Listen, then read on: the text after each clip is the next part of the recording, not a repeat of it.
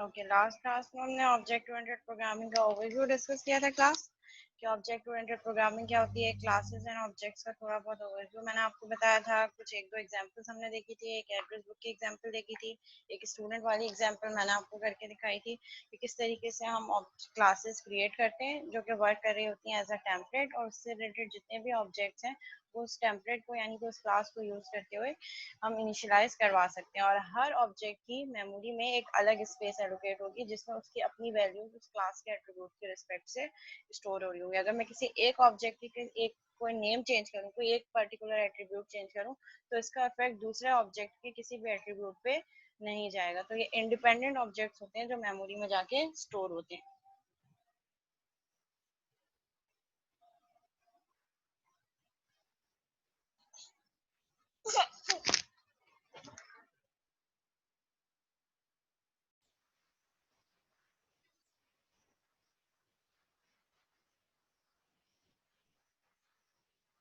Okay, so last time हमने classes and object की कुछ एग्जांपल डिस्कस की थी कि किस तरीके से हम क्लासेस क्रिएट करते हैं और उन क्लासेस को देखकर फिर हम ऑब्जेक्ट इनिशियलाइज करवाते हैं। ऑब्जेक्ट क्लासेस की डेफिनेशन हमने देखी थी, ऑब्जेक्ट से कुछ बेनिफिट डिस्कस किए थे। क्लास क्या होती है, क्लास से आप मल्टीपल ऑब्जेक्ट इनिशियलाइज करवा सकते हैं। आज जो हमें स्टार्ट करना था that was pillars of OOP।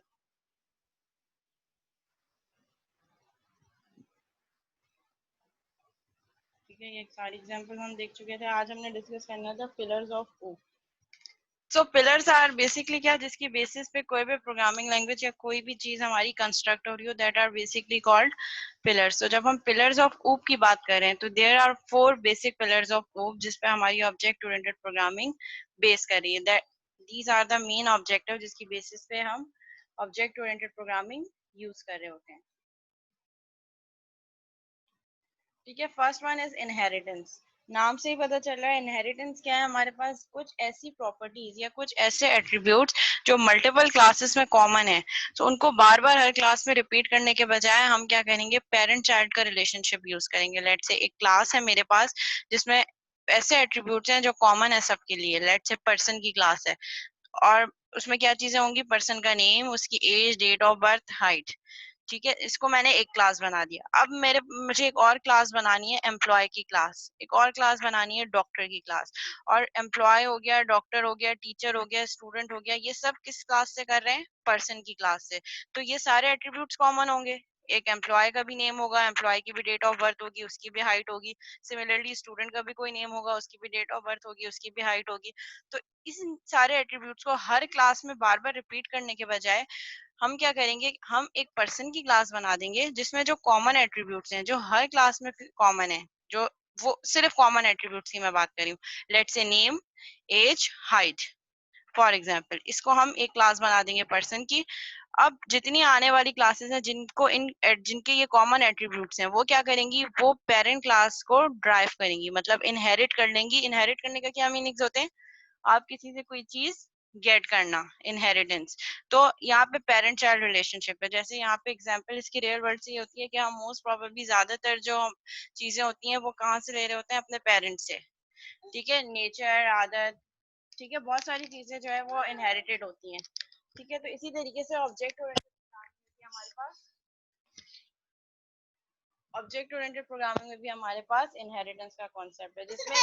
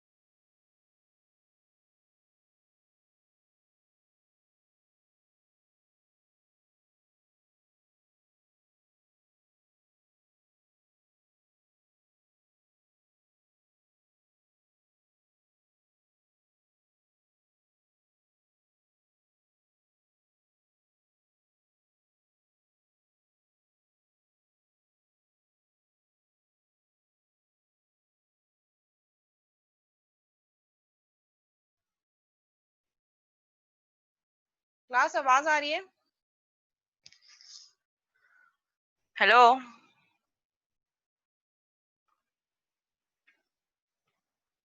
Okay, so first वाला पिलर क्लियर है?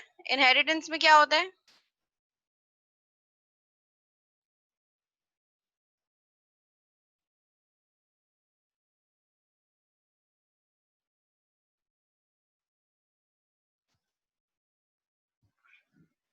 बेसिकली इनहेरिटेंस में ये हो रहा है, लेट से मैं यहाँ पे एक नोटपैड की फाइल पे आपको एक्सप्लेन करती हूँ।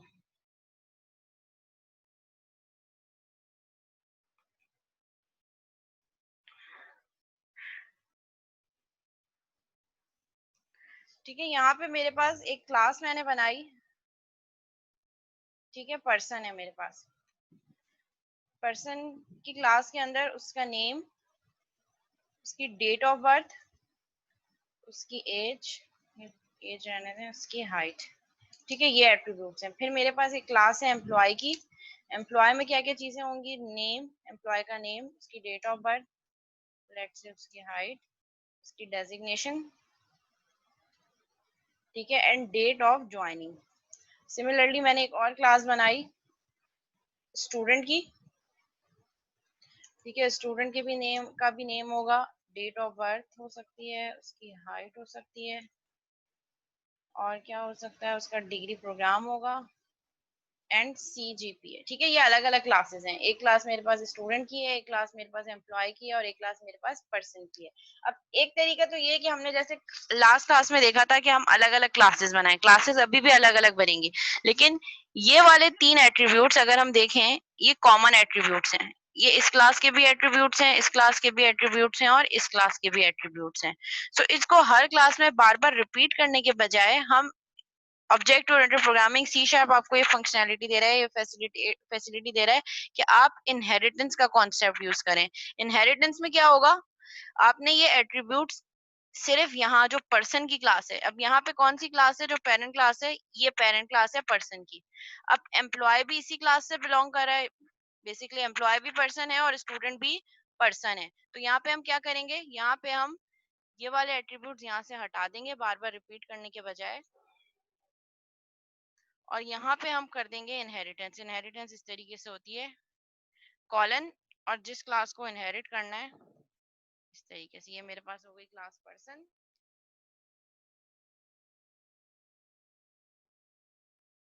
क्लास पर्सन, ये क्लास के एट्रीब्यूट्स हो गए।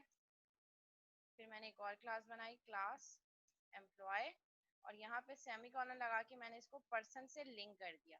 अब क्या हो गया, ये जो एम्प्लॉय की क्लास है ये चाइल्ड है पर्सन की क्लास की। तो ये जब इसकी चाइल्ड बन गई तो ये क्या करेगी, इसकी अपनी 2 स्पेसिफिक एट्रीब्यूट्स हैं, designation and date of joining, और 3 फर्दर एट्रीब्यूट्स ये अपनी पेरेंट क्लास से इनहेरिट कर रहा है। तो इससे मुझे क्या फायदा हुआ, ये जो कॉमन एट्रीब्यूट्स हैं। क्लास आवाज नहीं आ रही आप लोगों को प्रॉपर?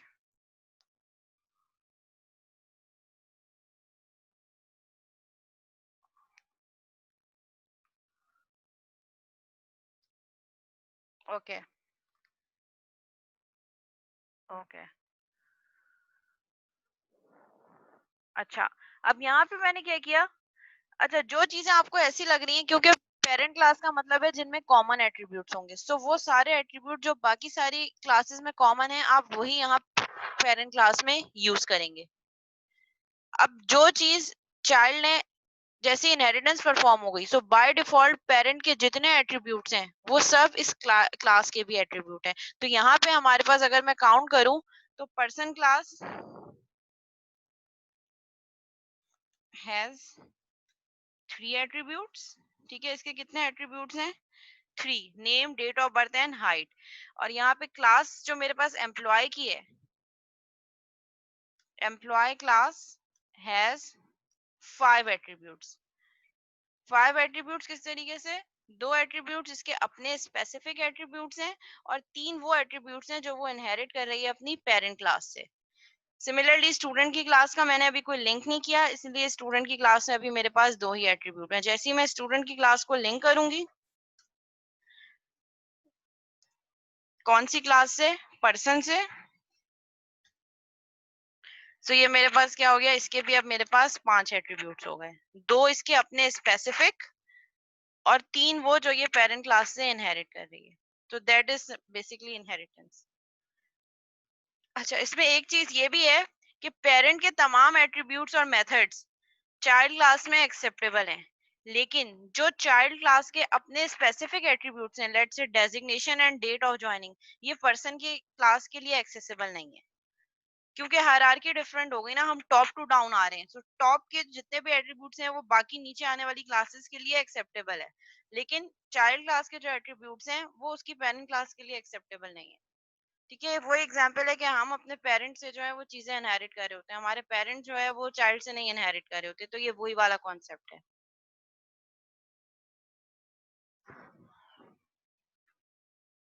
जी साकिब, कोई क्वेश्चन है?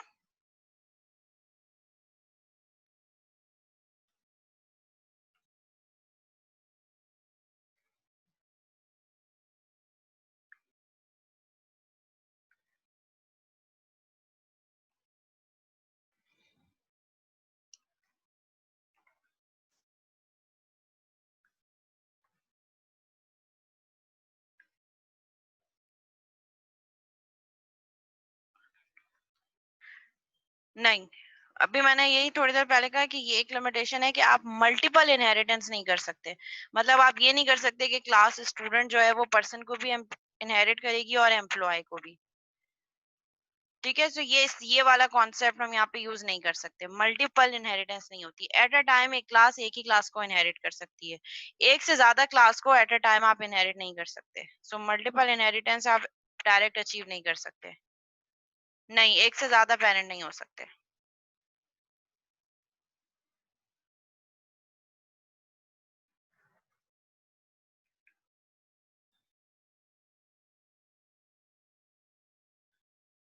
नहीं, अदिल, आपका जो क्वेश्चन है कि अगर कुछ एट्रीब्यूट ऐसे हैं जो एम्प्लॉय की क्लास में नहीं होंगे, तो फिर वो रिलेशनशिप नहीं हो सकता ना, क्योंकि हम पर्सन में वही चीज लगाएंगे जो कि हमारे पास कॉमन हो। जो कॉमन एट्रीब्यूट जो बाकी सब क्लासेस में कॉमन होगी, वही एट्रीब्यूट्स पेरेंट क्लास में जाएंगे। अगर कोई ऐसा एट्रीब्यूट है जो किसी क्लास में नहीं हो रहा, तो फिर वो कॉमन एट्रीब्यूट नहीं होगा, फिर वो आपको पेरेंट क्लास से हटाना पड़ेगा। फिर वो जिस क्लास में आपको चाहिए उसका स्पेसिफिक स्पेशलाइज्ड एट्रीब्यूट होगा।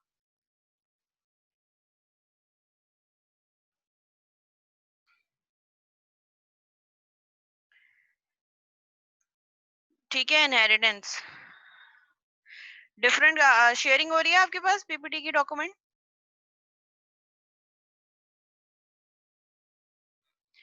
ठीक है, इनहेरिटेंस को कैसे एक्सप्लेन किया है इन्होंने?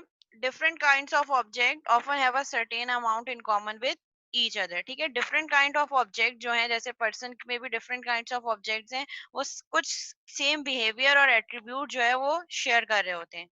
Mountain bikes, road bikes and tandem bikes all shear characteristics of bicycles. तो ये सब किसकी क्या, ये जो एग्जांपल्स इन्होंने दिए, mountain bikes, road bikes and tandem bikes, इन सब में वो कैरेक्टरिस्टिक्स होंगी जो एक बाईसाइकिल में होगी। तो यहाँ पे पेरेंट क्लास कौन सी हो सकती है? बाईसाइकिल, और इसके under mountain bikes, road bikes and tandem bikes. So bicycle की जो मेन कैरेक्टरिस्टिक्स है, जो वो एट्रीब्यूट जो कॉमन होंगे इन तीनों क्लासेस में, वो आप बाईसाइकिल की क्लास में रखेंगे, और इन स्पेशलाइज्ड ऑब्जेक्ट्स की जो अपनी फील्ड्स होंगी वो इनकी अपनी क्लासेस के अंदर डिफाइन होंगी। Each kind also defines additional features that make them different, और हर क्लास के अपने स्पेशलाइज्ड फील्ड होंगे जो उनको इस कॉमन क्लास से डिफरेंट बना रहे होंगे। Let's say tandem bicycles have two seats and two sets of handlebars. Road bikes have drop handlebars. Mountain bikes have an additional chain ring. So ये इनके अपने कैरेक्टरिस्टिक्स हैं जो पेरेंट क्लास में डिफाइन हम नहीं करेंगे। ये बिल्कुल वैसी एग्जांपल है जैसे एम्प्लॉय के लिए उसकी date of joining and designation, जो कि पर्सन की क्लास से बिलोंग नहीं कर रही। पर्सन तो एक कॉमन एट्रीब्यूट है, जो अपनी स्पेशलाइज्ड एट्रीब्यूट्स होंगे वो अपनी क्लास के अंदर डिफाइन होंगे, और जो कॉमन है वो पेरेंट क्लास में होंगे। ये देखें, ये आपके पास object oriented programming allows class to inherit commonly used state and behaviour from other classes. अब यहाँ पे बाइसाइकिल हमारे पास क्या है, सुपर क्लास भी हम इसको कह सकते हैं, बेस क्लास भी कह सकते हैं और पेरेंट क्लास भी कह सकते हैं। ठीक है, तीनों नाम से हम यूज कर सकते हैं। पेरेंट क्लास भी है बाइसाइकिल यहाँ पे, सुपर क्लास भी है और बेस क्लास भी है। अब यहाँ से कौन कौन सी क्लासेस हमारे पास ड्राइव हो रही हैं, सब क्लासेस। अब ये सारी बाइसाइकिल की चाइल्ड है, mountain bike, road bike and tandem bikes. अब जो एट्रीब्यूट्स हमने बाइसाइकिल की क्लासेस में यूज किए होंगे, चाहे जो भी मेथड, जो भी एट्रीब्यूट्स, वो इन तीनों के लिए कॉमन होंगे, वो ये तीनों यूज कर सकते हैं। और इनके अपनी स्पेशलाइज्ड फील्ड भी हो सकती है जो इन्हीं के लिए एक्सेसिबल है, या इनके बाद आने वाली क्लास अगर आप करना चाह रहे हैं तो उसके लिए हो सकती है। That is simple example of inheritance.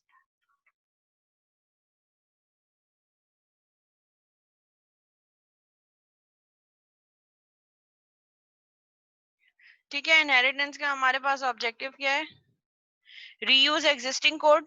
Her attribute जो बार बार रिपीट हो रहा है उसको हर क्लास में रिपीट करने की जरूरत नहीं होगी, बस एक दफा जो कॉमन एट्रीब्यूट्स हैं वो पेरेंट क्लास में या बेस क्लास में हमने इनपुट दे दिए, और फिर बाकी जब जब उसको यूज करना हमने इनहेरिटेंस कर ली, तो बाय डिफॉल्ट ऑटोमेटिकली वो चाइल्ड क्लास पे इनहेरिट हो जाएंगे।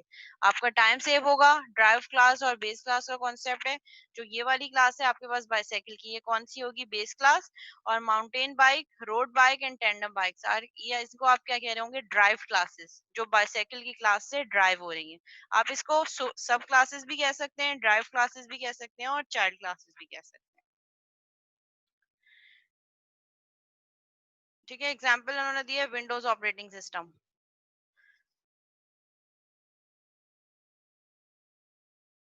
पॉलीमॉर्फिज्म, पॉलीमॉर्फिज्म क्या होगा आपके पास, मैनी फॉर्म्स। Poly के मैंने different forms at different times, poly plus morph. Polymorphism is the ability of two different objects to respond to the same request message in their own unique way. ठीक है, अब polymorphism क्या है कि आप static binding, जब आप program compile कर रहे हो, कंपाइल करते वक्त आपको ना पता हो कि कौन सा पोर्शन जो है प्रोग्राम का एग्जीक्यूट होगा। ठीक है, इसकी एग्जाम्पल पॉलीमॉर्फिज्म दो टाइप की होती है हमारे पास, एक होती है ओवरलोडिंग और एक होती है ओवरराइडिंग। ओवरलोडिंग का क्या मतलब है कि जो आपके पास क्लास के अंदर मेथड्स हैं, उन मेथड्स के नेम सेम है। प्रिंट मी का एक मेथड, प्रिंट मी का दूसरा मेथड, प्रिंट मी का तीसरा मेथड। अब जब आप कॉल करेंगे, कॉल तो आप प्रिंट मी को ही करेंगे, बट तीन नाम, इस नाम के सेम नाम के तीन मेथड एक क्लास में यूज हो रहे हैं। सो ओवरलोडिंग क्या होगी, मेथड के नेम सेम हो बट पैरामीटर्स डिफरेंट हो। सो जब आप कॉल करेंगे तो जिस पैरामीटर के साथ कॉल करेंगे वही वाला मेथड कॉल होगा। ठीक है, मेथड ओवरलोडिंग। मेथड ओवरलोडिंग का मतलब क्या है कि एक क्लास में मेथड के नाम सेम है बट जो उनके आर्ग्यूमेंट्स हैं, जो पैरामीटर्स हैं, वो डिफरेंट हो। For example, I could train my dog to respond to the command bark and my bird to respond to the command chirp. On the other hand, I could train them to both respond to the command speak.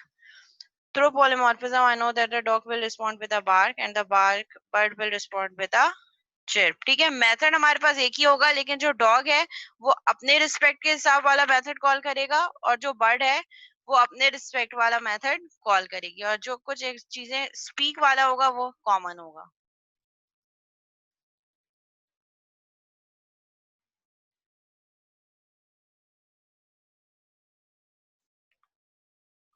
ठीक है, overloading. Overloading क्या है हमारे पास, जी फरजीन, कोई question है?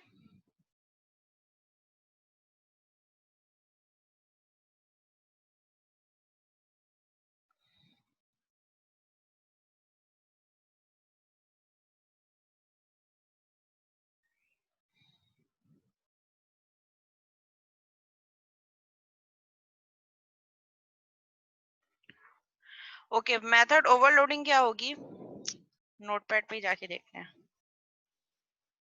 Sharing हो रही है नोटपैड की फाइल?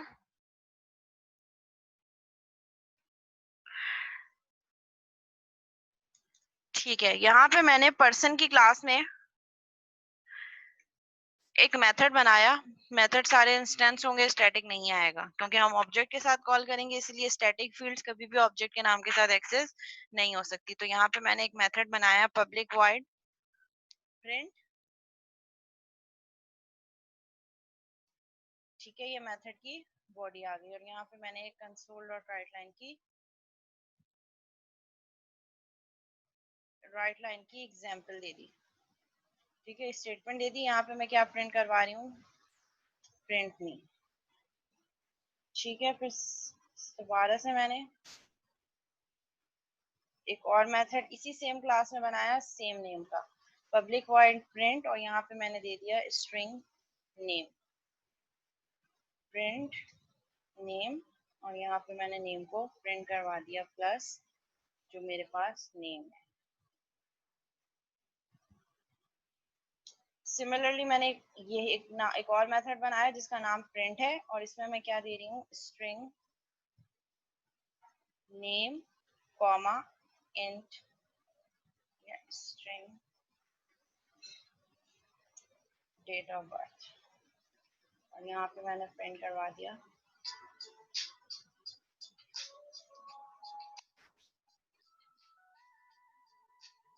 नेम और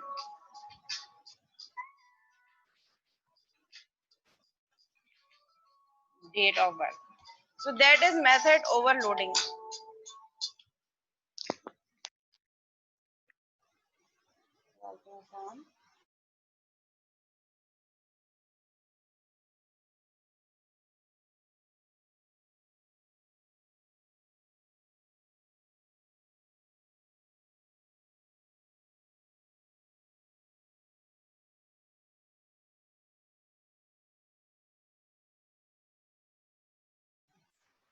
Okay class, so that is method overloading. यहाँ पे मैंने एक ही मेथड का नाम है print, print and print, but मैंने इसको ओवरलोड कर दिया विद डिफरेंट पैरामीटर्स। अब जब हम कॉल करेंगे इसको, तो कॉल किस तरीके से करेंगे, जिस मेथड जो आर्गुमेंट हम पास करेंगे उसी के अकॉर्डिंगली ये डिसाइड करेगा कि वो वाला मेथड कॉल होना है। लेट्स से मैंने यहाँ पे एक और क्लास बनाई, ठीक है, ये क्लास यहाँ पे एंड हो गई। फिर मैंने एक और क्लास बनाई पब्लिक क्लास टेस्ट की, और यहाँ पे पब्लिक स्टैटिक वॉइड मेन, ठीक है, यहाँ पे स्ट्रिंग आर्गुमेंट्स। पहले मैं क्या करूंगी, सबसे पहले मैं पर्सन की क्लास का ऑब्जेक्ट बनाऊंगी, person p is equal to new person, ठीक है, और मैं नाम सेट कर दूंगी। अच्छा, अगर हम नाम ना भी से चेक करें तो हम यहाँ पे क्या कर सकते हैं, p डॉट प्रिंट। जब मैं p डॉट प्रिंट कॉल करूंगी तो ये क्या करेगा, जब मैंने कोई आर्गुमेंट पास नहीं किया, इसी के अकॉर्डिंगली ये देखेगा कि इस क्लास में कौन सा प्रिंट वाला मेथड ऐसा है जिसमें कोई आर्गुमेंट पास नहीं हुआ, तो ये वाला मेथड है, ये प्रिंट कर देगा एज इट इज प्रिंट में। सिमिलरली मैं कॉल करूंगी p डॉट प्रिंट, वही same method p dot print, method का नाम एक है बट आर्गुमेंट डिफरेंट है, जिसकी बेसिस पे आपका प्रोग्राम डिसाइड करेगा कि कौन सा वाला मेथड रन होगा according to argument. String input जाना है, यहाँ पे मैंने इनपुट दे दिया पिज्जा। So, अब ये क्या करेगा, देखेगा कि इस क्लास में, पर्सन की क्लास में प्रिंट का कौन सा मेथड है जो एक आर्गुमेंट ले रहा है और वो भी स्ट्रिंग, तो ये यहाँ जाएगा प्रिंट, प्रिंट यहाँ पे ये वाला मेथड है जो एक स्ट्रिंग इनपुट ले रहा है नेम, और फिर यहाँ पे प्रिंट करवा देगा नेम, प्रिंट हो जाएगा मेरे पास पिज्जा। तो p डॉट प्रिंट में क्या प्रिंट होगा मेरे पास, प्रिंट मी, और जब मैं p डॉट प्रिंट कॉल करूंगी तो क्या प्रिंट होगा मेरे पास, प्रिंट हो जाएगा प्रिंट नेम पिज्जा। तो दैट इज मेथड ओवरलोडिंग। एक ही नाम के मल्टीपल मेथड है मेरे पास क्लास में, बट सबके आर्गुमेंट जो है वो डिफरेंट है, that is method overloading.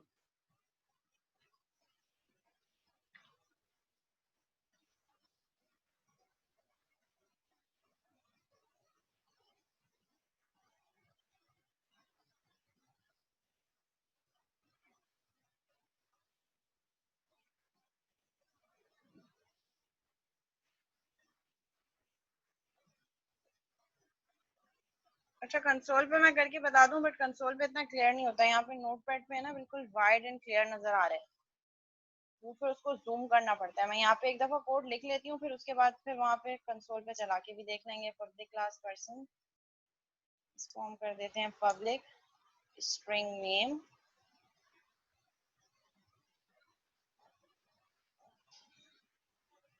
Public string date of birth. Actually ये जो अभी हम कर रहे हैं ना, ये हम आगे जाके पढ़ेंगे डिटेल में, अभी तो इसका सिर्फ ओवरव्यू देना था। पब्लिक फ्लोट हाइट, लेकिन आप लोग कह रहे थे समझ नहीं आया, तो फिर मैंने इसकी एग्जांपल समझा दी कि एक ही क्लास में एक नाम के मल्टीपल मेथड्स, जब हम इसको कॉल करेंगे तो कॉल ये इस तरीके से होगा।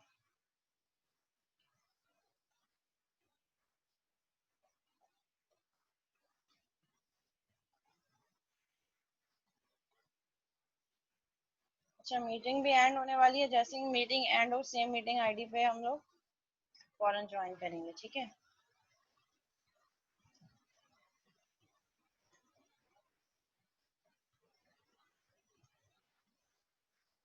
मीनवाइल मैं इसको कॉपी भी कर लेती हूँ। शेयरिंग हो रही है आप लोगों के पास? ऑनलाइन एडिटर भी हो रहा है?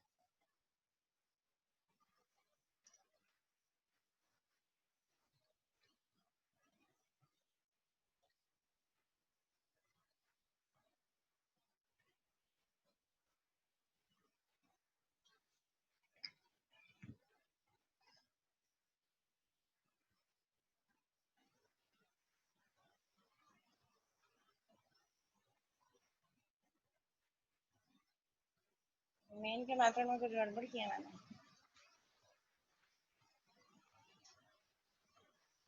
ठीक है, यहाँ पे मैंने जैसे ही इसको रन किया, रन करते ही इसे मेन के मेथड से एंट्री पॉइंट मिलेगा। सबसे पहले मैंने पर्सन की क्लास का एक ऑब्जेक्ट बनाया है, क्योंकि ये सारे जो एट्रीब्यूट्स और मेथड हैं ये सारे इंस्टेंस हैं। Name, date of birth, float, height, ये सब क्या है मेरे पास, ये सारे के सारे इंस्टेंस वेरिएबल। इनके साथ मैंने स्टैटिक नहीं लगाया। स्टैटिक नहीं लगाया इट मीन्स कि पहले मुझे क्लास का ऑब्जेक्ट बनाना पड़ेगा, और ऑब्जेक्ट बनाने के बाद मैं उनको एक्सेस कर सकती हूँ। इसीलिए मैंने पर्सन की क्लास का पहले ऑब्जेक्ट बनाया। Person P is equal to new person. अब ये क्या करेगा, मेमोरी में जाके पी नाम का एक ऑब्जेक्ट के लिए जो 3 एट्रीब्यूट्स हैं, name, date of birth, height, ये सेट कर देगा। जब तक मैं कुछ सेट नहीं करवाऊंगी, जब तक ये इनको क्या रखेगा, डिफॉल्ट वैल्यू पे सेट करेगा। अगर मैं यहाँ पे प्रिंट करके देखूं कंसोल डॉट, क्योंकि मैंने अभी ना तो नेम सेट करवाया है और ना ही मैंने नाम सेट करवाया है और ना ही डेट ऑफ बर्थ।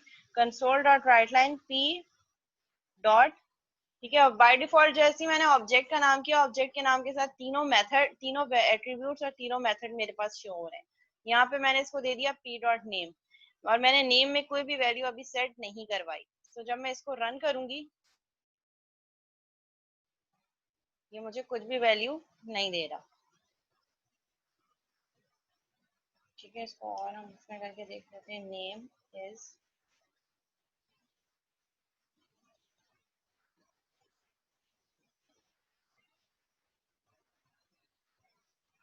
ठीक है, कोई भी वैल्यू नहीं दे रहा क्योंकि मैंने कोई वैल्यू सेट ही नहीं करवाई। एम्प्टी है ये। सिमिलरली कोई भी चीज मैं यहाँ पे प्रिंट करवाऊंगी स्पी से रिलेटेड, वो मुझे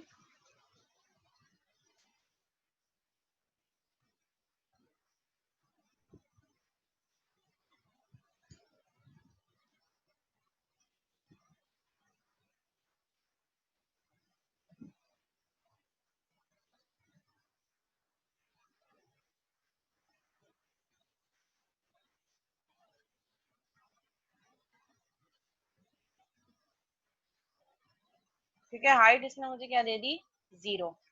तो बाय डिफॉल्ट जो डिफॉल्ट वैल्यू होती है वो डिफॉल्ट वैल्यू ही है, जब तक मैं सेट नहीं करवाऊंगी वो डिफॉल्ट वैल्यू देगा। इसी तरह इंटीजर के लिए भी 0 देगा, और स्ट्रिंग मेरे पास नल ही होती है, तो इसलिए इसने स्ट्रिंग को मेरे पास नल शो किया है।